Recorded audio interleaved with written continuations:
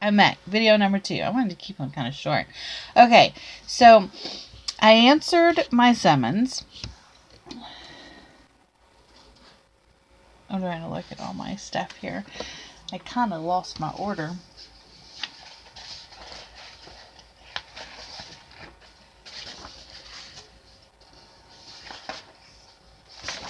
Guess that was it.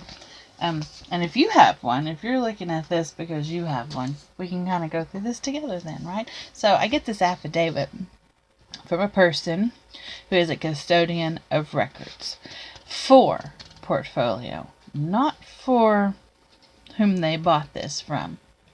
Okay, so apparently that's clue number 1.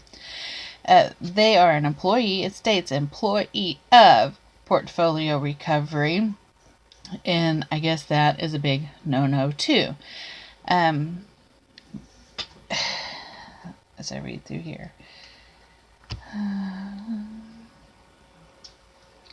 So they are authorized to make the statements, representations, and advertisements herein, and do so based upon a review of the records of the original creditor. Okay. I don't know what that... I mean, anyway. I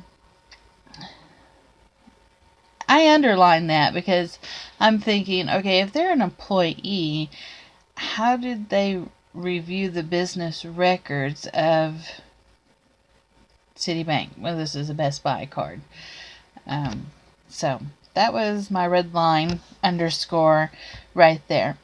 My other one is they stated that according to the business records that are maintained in the ordinary course of business, that cannot be allowed under Arkansas Rule 803, Section 6, I think it is.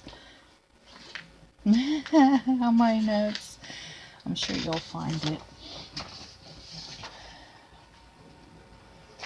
Yeah, 803, Section 6 is the hearsay exception.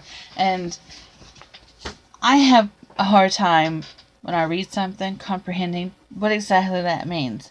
But it means that I can't cross-examine business records. They're not going to talk and tell me, yeah, I'm real or not. So that's not allowed. So this affidavit cannot be allowed in court. When you're standing in front of the judge, they can't use this affidavit. They have to use a witness. We'll get to the witness later. The other things that I underlined in this affidavit were that this account was sold or assigned and transferred. Now, sold means different than assigned. Assigned is like delegation. Okay? So, I got a business. I don't want to keep up with accounting, so I assigned the accounting role to somebody else to do that. I gave them the responsibility. Citibank did not give or assign portfolio to collect money for them on this account.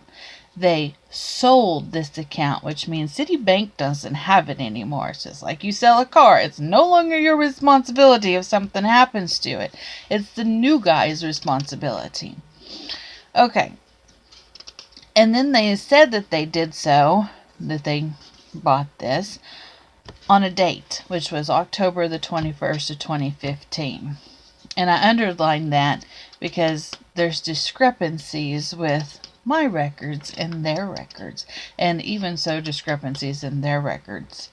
As it goes on, I underlined maintaining the ordinary course of business because that's the hearsay thing, and they were asking for $1,656.68, which to me is like, really? You're going to sue me for $1,600? Crazy. And then I have notes on this affidavit. Always write notes. Read and write notes. And I know I want to object to this affidavit, so I wrote that down as to the hearsay rule 803 part 6. Cannot cross-examine this document. I'm also going to ask if I'm up there in court and I'm, get to ask, I want to know, where's that chain of title? If you took this affidavit, kind of like this, to the DMV here in my local town, they're going to laugh at you and they're going to say, no, this is not a legal document. Okay, because, well, there's lots of reasons, and we're going to get to that. Okay, I'm sitting at 5 minutes. Okay. I also want to see proof that they bought it. You bought a car, you get proof, right? Where's their proof that they bought this debt and that this debt belonged to me?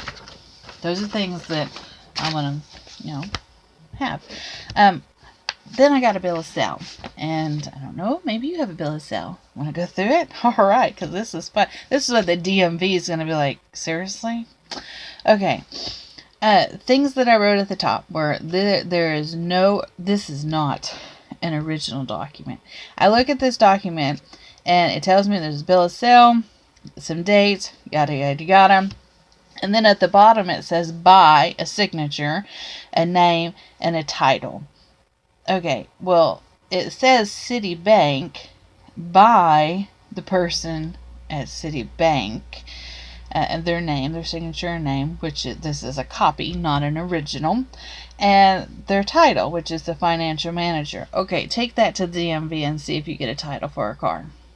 It isn't going to happen. You're going to have their name and your name, and it needs to be signed and dated. This won't get you a title to the car, so why should it get you, or get them, a winning lawsuit? Okay, there's no forwarded flow contract. There's no paperwork signed by me and Portfolio. There's no paperwork signed by me and the original creditor.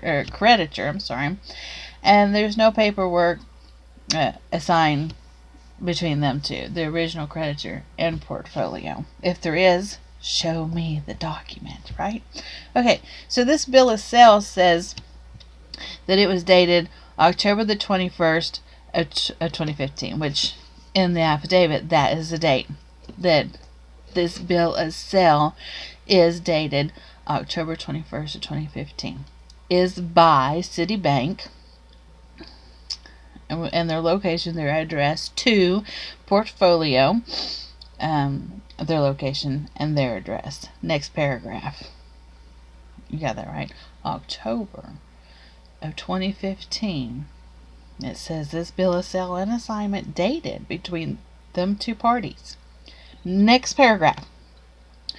For the value received and subject to the terms and conditions, that's underlined. They did not provide terms and conditions. What are those terms and conditions? Did Citibank give Portfolio the right to sue on any of these debts that they bought? I don't know. I want to know that. I want to see the terms and conditions. Okay.